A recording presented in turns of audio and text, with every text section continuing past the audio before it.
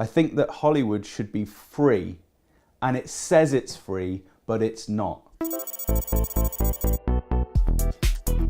National security cinema is a good label, I think, for describing a set of films which look at American foreign policy and American national security and are typically very favourable to national security interests. Entities like the NSA, the FBI, the CIA, Department of Defense, and sometimes the White House attempts to influence Hollywood film scripts and other scripts, often by offering tanks, helicopters, aircraft carriers, advice, extras dressed in uniform and so on. So they're able to give something to the film producers that they can't get elsewhere. Sometimes they just want to remove a line, sometimes they just want to have influence over the production so that there's no temptation by the producers to push the narrative down a line that would be more aggressive towards the government. The film Black Hawk Down, based on a book by a serious journalist called Mark Bowden. It details the US invasion of Somalia in 1992-93. There's only one fictional character in that who did not appear in the original book, and that's the character played by Ewan McGregor. Because in reality, the soldier, he'd raped someone after he'd come back from Somalia. And the military didn't want that. Didn't want to be reminding people that people come home and they're in an absolute mess and they end up doing horrendous acts when they're at home. So they changed the whole character. A couple of years ago, there was a report about the Iron Man films supported by the Department of Defense. One of the characters had made a little quip about, "I'd kill myself to get that job," or words to that effect. Now, the Department of Defense came down hard on these because they interpreted that as being a joke that was making light of the suicides of veterans coming back from Afghanistan and Iraq.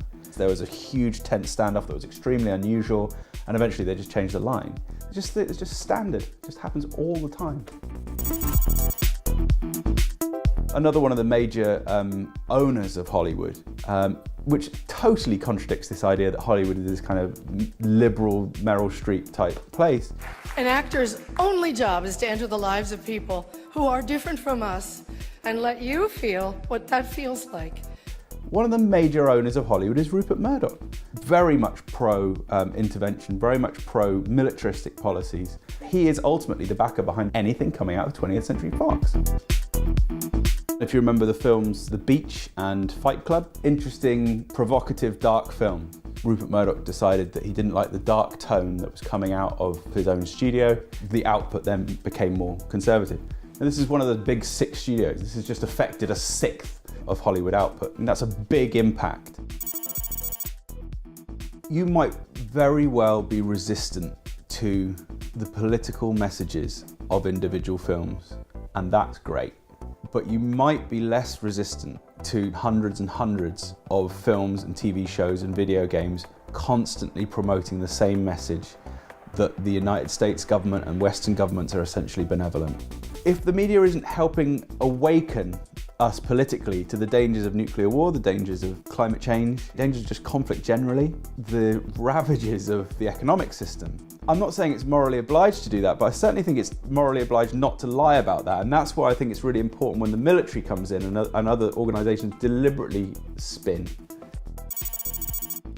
There's one simple thing that could be done in Hollywood on anything, and that is instead of having at the end of the credits, thanks to Department of Defense or any other entity, there should be a legal obligation for the beginning of the film to start with, this film was made with the cooperation of the American military, the Department of Defense, or any of these other entities.